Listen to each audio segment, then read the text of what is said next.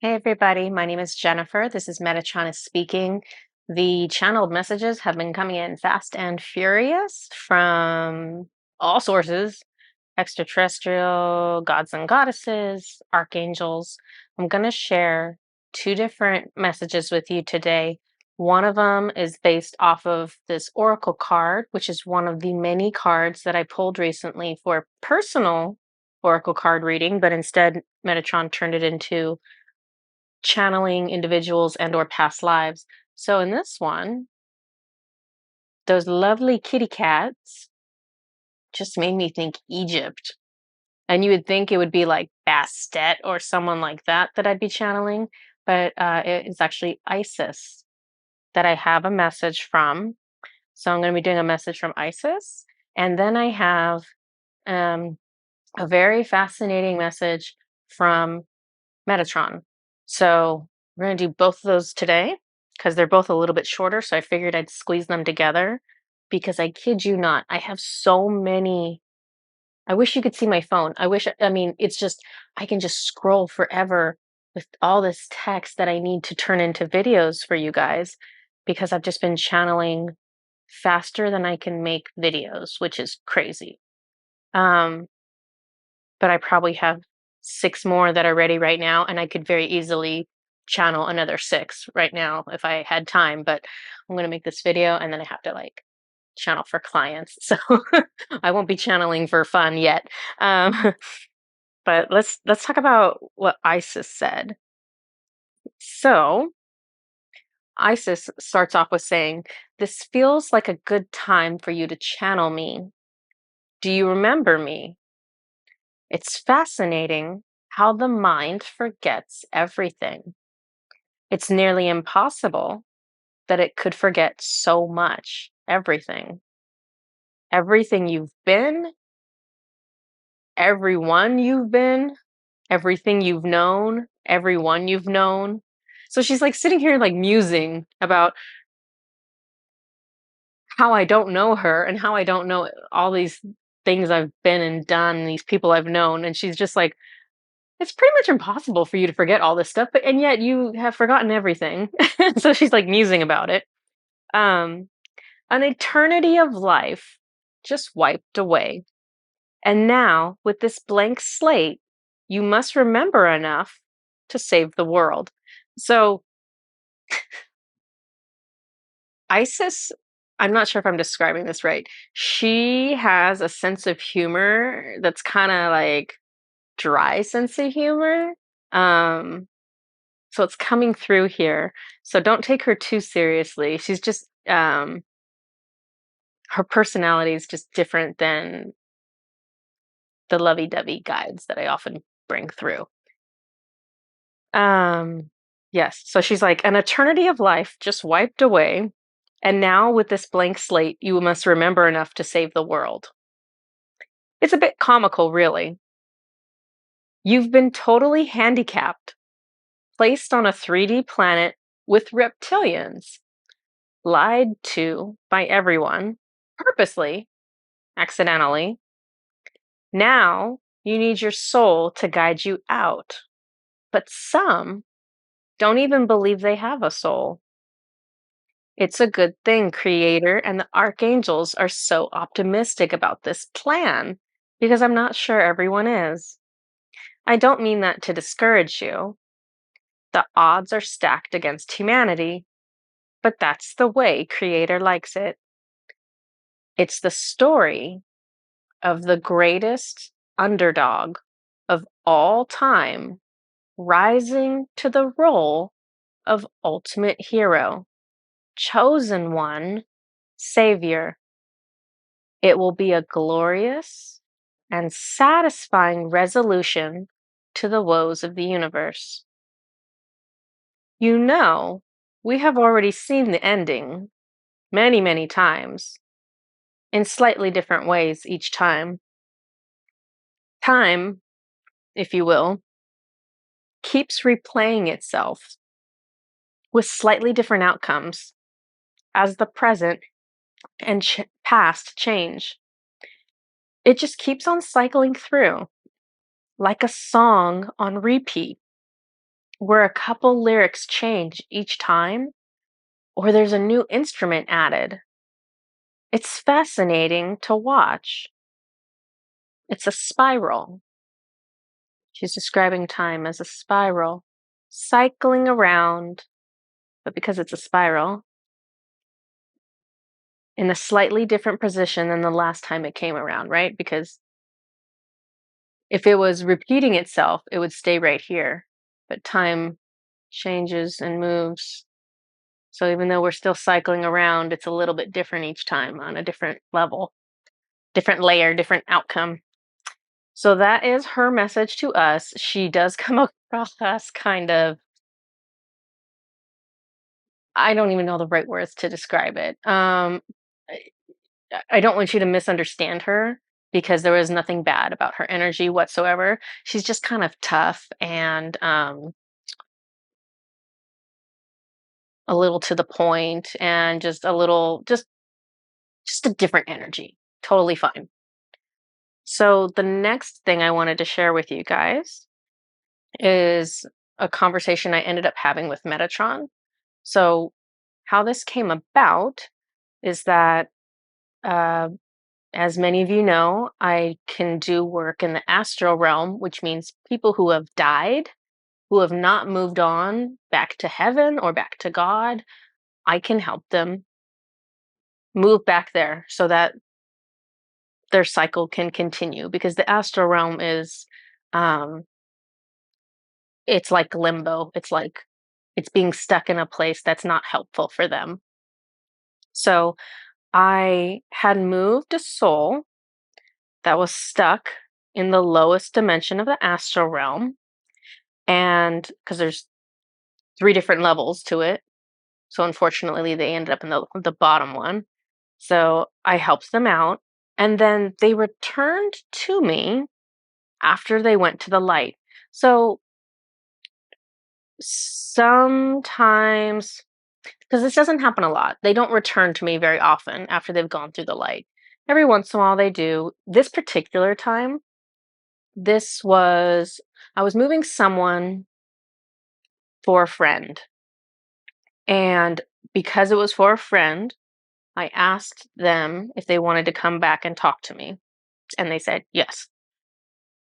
Um, so they came back through, and he actually needed a healing done. This departed soul needed a healing done for the trauma he experienced in his last lifetime, which included his children dying and him feeling responsible for their deaths. And he actually committed suicide. So he had a lot of trauma, which is how you get into a really low energy, which is how you die and end up in a really low dimension.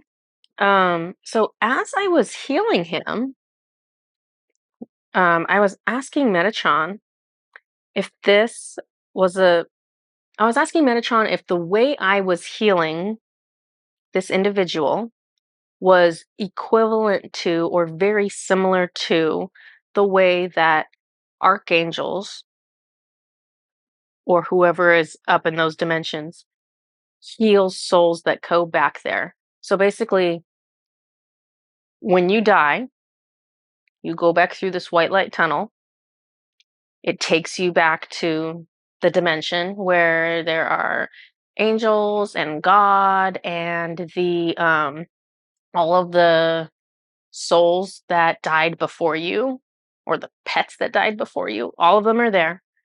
So they all welcome you back. And you get to review your life and see what you learned and see what you didn't learn. And after that, you're kind of worn out from any difficulties you experienced while you were alive. And so you have essentially therapists and healers who will come and try to repair your energy and try to help you clear and process your experiences. So, what I was asking Metatron is, okay, this guy's gone back through the white light. He's come back around here. I'm healing him. Is this basically the same healing that he would get from the archangels or whoever would heal him in the other dimensions? And he says, no, it is not similar. He said, my healing was more effective. And I was like, what? And he said my healing was more effective because I am human. So let's talk about this. And he showed me the many different DNA strands that make up the 60 human and that are still being activated in the 3D humans. There's basically 24 energetic DNA strands that we have been given that will one day all be active when we are in 60, and that will be when humanity is at their full capacity. Right now we're in 3D, and we're just starting to activate these DNA strands that have been dormant for the existence of humanity, essentially. Each DNA strand is from a different galactic race and contains what is considered their finest qualities and capabilities. So, for example, one of our DNA strands are from the Andromedans. So, whatever is considered the best and finest qualities of the Andromedans, that is the components. So you think let's pretend um let's pretend like there's, all of the Andromedan DNA is, like a pie, like a circle. And they pick out all the finest qualities. They're like, well, we're really analytical and we have excellent psychic abilities and we have this and we have that. And so they're taking the portions of their DNA which code for these qualities that they feel are desirable. And they put all those pieces together into a new strand of basically like super Andromedan DNA. It's not identical to what they have. We have only the finest parts of their DNA. So now we have this little super Andromedan DNA strand that we are waiting to light up so that we can start using all these abilities. Um, so Metatron, after this, there's more message. He gave it to me as a download. So I start speaking from my perspective, but this is me channeling Metatron. So don't be confused. I sound like I'm being the authority, but it's Metatron's information. The human has the capacity to heal as if there is a healer from all 24 of those galactic races present. So while any given human may not currently heal better than an Arcturian or an Andromedan or a Sirian, we have the capacity to outshine them all because our physical human body allows for us to heal like 24 galactic races combined. Metatron shows me that this applies to anything a soul chooses while in a human body. Magic is another example. We have the mixed capability of 24 races, including, but not limited to, elven magic, merperson magic, dragon magic. So dragons are actually a galactic race. I don't know if you knew that. It shocked me when I found that out because galactic, you're thinking like, I don't know, you're thinking like extraterrestrial that looks like an extraterrestrial, but dragons are a galactic or cosmic race. And so they have also contributed a strand of DNA. One of those 24 DNA strands we have is the finest and best of the dragon collective. How cool is that? Um, so dragons have an ancient magic. So the potential for the magic from a human can far surpass what the universe has ever seen before. Once all our DNA is activated, and once we learn to release our mental blocks and trauma, this is crazy. This message is crazy. So speaking of DNA activations, so we don't explicitly state this on my website, the Orange Light Energy website, but the activations we offer, I don't know if people realize this, what we're activating is your DNA. So this is just like I described, it's dormant DNA. So we're either activating a full strand of DNA or we're activating a portion of a strand of DNA, depending on what you're getting done. So for example, if you get like the dragon activation, it's your dragon DNA strand. If you're getting, the Arcturian activation or okay, you don't, Metatron is validating everything I say. Or if you're getting like the Arcturian activation or the Mintankan one or any of those galactic groups, uh, unicorn, is it a full strand? Oh, okay. Okay, so he's showing me, this is cool. He's showing me that there's a strand from the blueprinter planet, which is Gana, and that one, oh my God, it's beautiful. Okay, um, it's like a bunch of different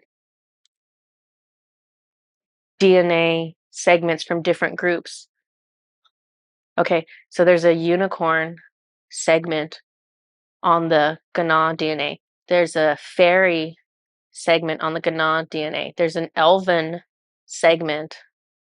How many are there? Now I'm curious and I want to know everything about this. Of course, there are seven. Seven segments. What did I say? Unicorn, fairy,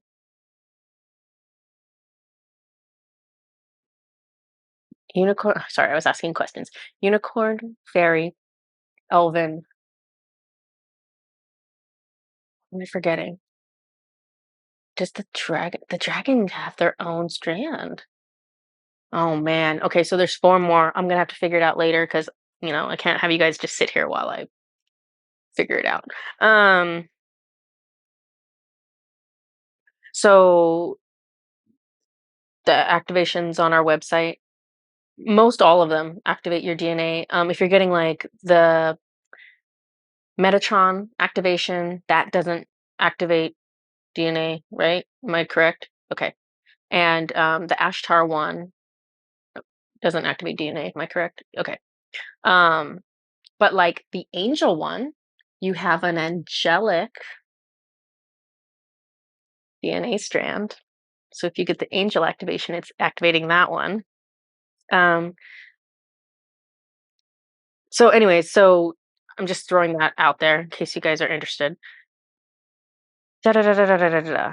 Okay, so I'm gonna go back to the message. I got off track and I'm super distracted because I really want to know what the other four segments on that Gana DNA strand are. I need to know what those are. In fact, I really do need to know what those are because they will end up being activations on our website. Damn, I keep sorry guys, don't mean to cuss. I'm like, I keep thinking of, oh, is it this? And I'll ask him and he's like, no. Okay, we'll go back to it. All right, here's the message. Our possibilities, okay, so I'm talking from my perspective about humanity. Our possibilities are endless.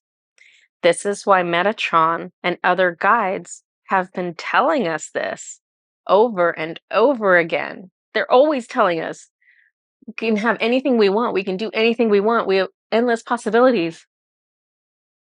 Because we really actually do. Like,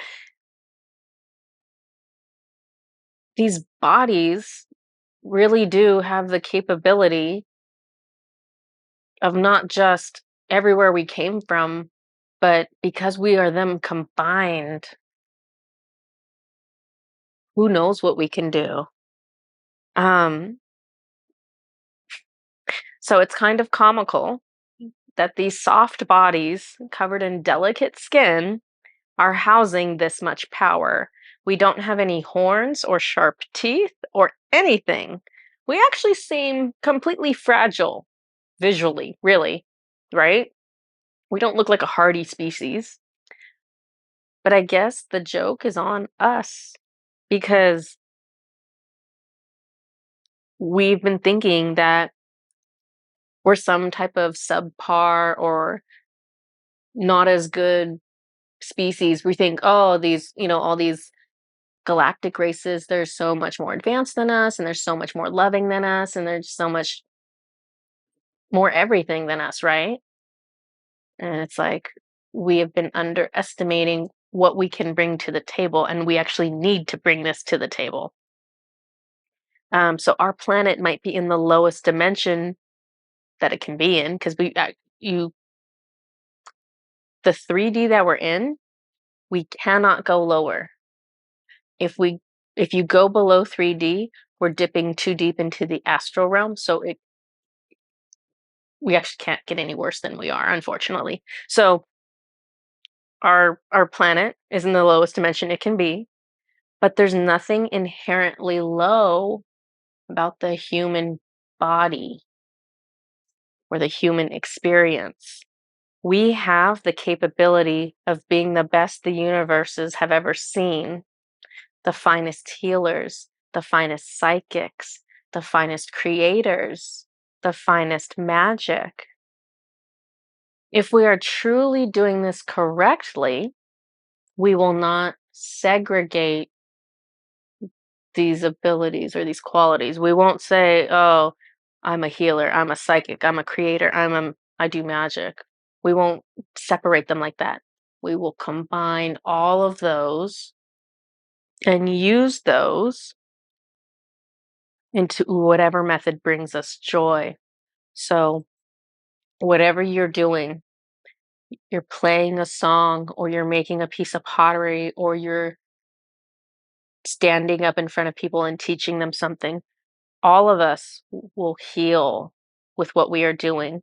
All of us will use magic with what we are doing, and we will create and we will tune into the divine with everything that we make, with everything that we create, with everything that we do. We're going to be tapping into all those energies so we can weave these together like threads. And these are threads that the world has never seen before because, like I said, these DNA strands aren't identical duplicates of what any of these individual races have. We took only the most ideal qualities from each of them. This is why we have come to Earth, to have a chance to experience a greatness that can bring so much good. And it's an adventure. This hasn't been done before. No one quite knows what this ascension or what humanity is really going to look like. This is the experiment. This is the great experiment. We get to decide what this is going to look like. We take the human body, which is loaded, especially once we activate everything, and we take our divine help, our guides, our angels, and we create what our hearts want the most. So that's the end of the message. But basically,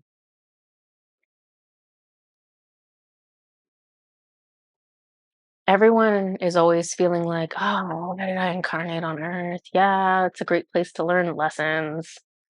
I guess I need to learn more lessons. And then the funny thing is I was talking to God or creator, and I asked him at one point about these lessons. And he's like, yeah, you don't need to do those. Those aren't that important. I was like, what? I thought that's what we were here for. I thought we were here to learn these lessons and get smarter and better. And he's like, well, it's a good thing, but it's not necessary. You guys do it for fun, for a challenge. We're not here to learn lessons. We're not here to do any of that. We're here to play and activate these insane human bodies and go create and go see what the heck happens once we're all in 5D once we're all in 6D. And I don't think that I am positive that I will not experience 6D in this lifetime for sure. But the point is, we came because this is fun. We get to put on the coolest new technology, aka the human body, the coolest new toy in the universe. We're going to strap that on and we're going to follow our soul and follow our guides, and we're going to see what fun we can have with this. So that's why we are here. We're not here for lessons. Experiences are cool, obviously. That's why we're here, to experience the human body. But we have a job to do. And the ones of us who are here right now thought it sounded like a whole lot of fun to get to be here right now, to get to try to move this along. So that's why you're here. Hopefully you can tap into that and remember that, because that is way more motivating than you're here to learn compassion. I mean, we are here to learn compassion, but it never quite sat right with me that we would go through this whole incarnation experience for these lessons. And it doesn't quite sit right with me because it's not quite right. It's not the whole story. I'm not sure if we have the whole story yet, but this is a lot more of the story that we're getting. So we get closer and closer to the truth and to the whole story all the time. Until next time, see you guys later. Bye bye.